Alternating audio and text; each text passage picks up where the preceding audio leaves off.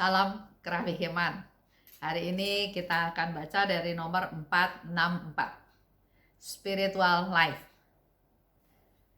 Dalam renungan tentang kerendahan hati, keraguan-raguan lama muncul kembali. Ini suatu sharing dari Suster Faustina. Dia bercerita apa adanya.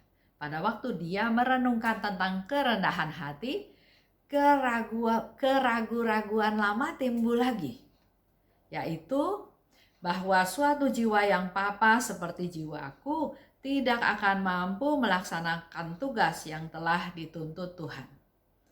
Yesus minta pada Suster Faustina untuk membuat kongregasi. Dan menurut Suster Faustina, dia tahu perintah itu sangat jelas sehingga dia mau lakukan. Tapi terus ada kebimbangan. Saya siapa? Pangkat saya rendah, saya nggak punya koneksi yang cukup luas untuk supaya keinginan Tuhan ini terwujud.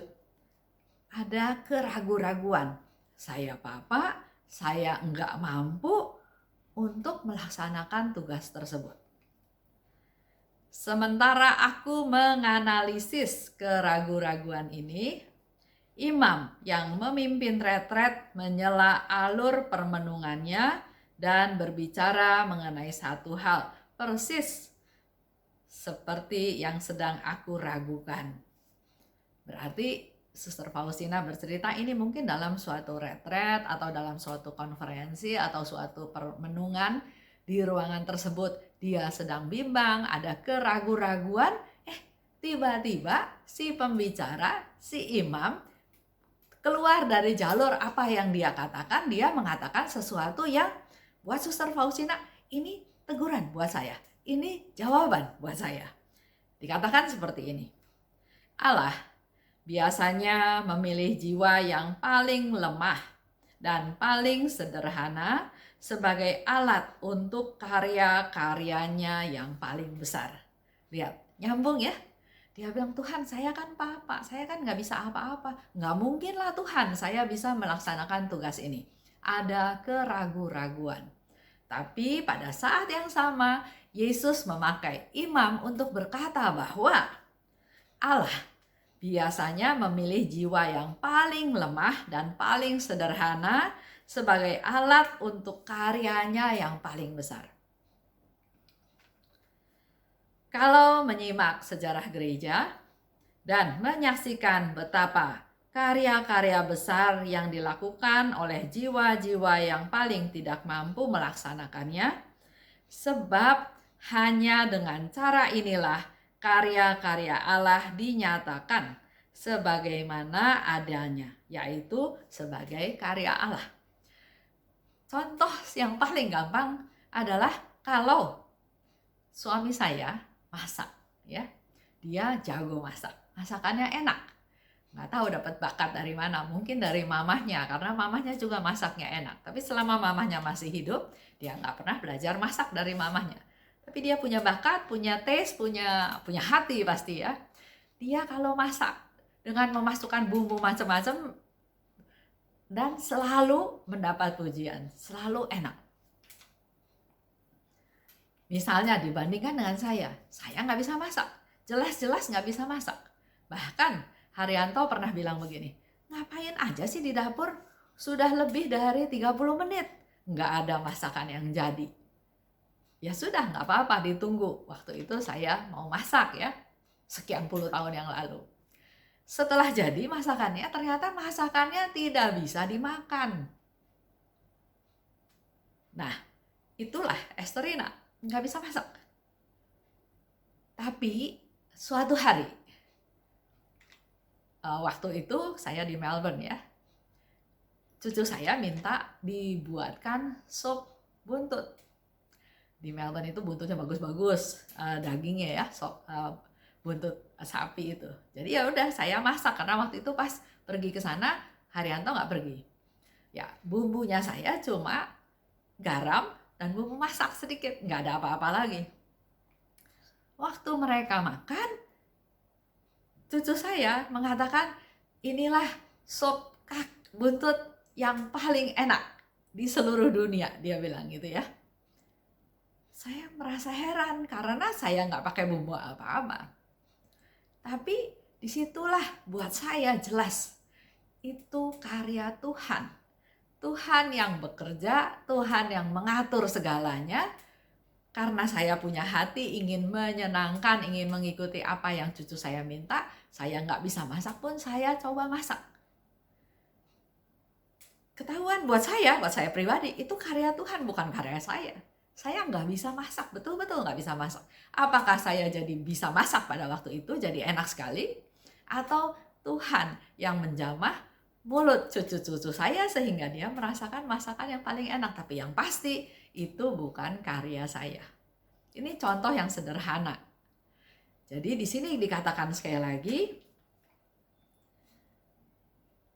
kalau menyimak sejarah gereja dan menyaksikan betapa karya-karya besar dilakukan oleh jiwa-jiwa yang memang paling tidak mampu.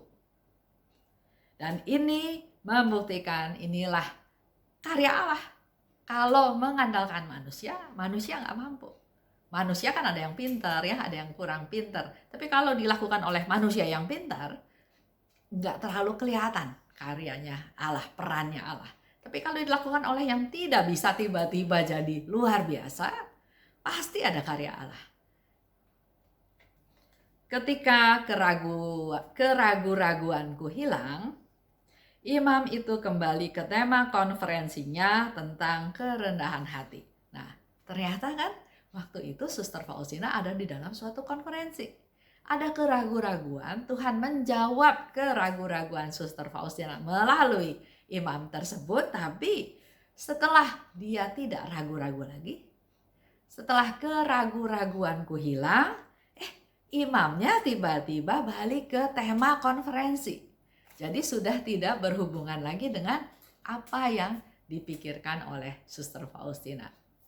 Luar biasa ya, itu membuktikan memang Tuhan selalu ada, Tuhan selalu hadir, Tuhan selalu ingin memberikan solusi jawaban untuk kita yang datang padanya, yang bertanya padanya. Kembali lagi, mari kita belajar rendah hati. Bukan mendapat tugas terus merasa bangga, merasa hebat karena saya lebih dari yang lain. Tapi justru Suster Faustina merasa, saya ini gak bisa apa-apa. Gak mungkin lah bisa melaksanakan.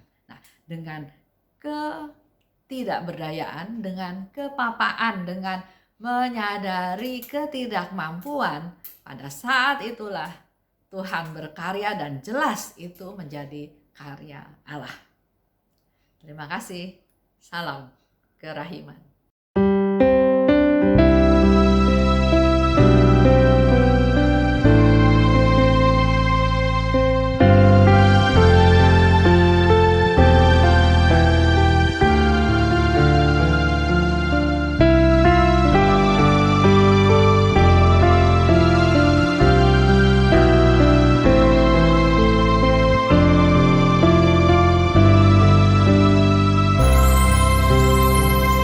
Aku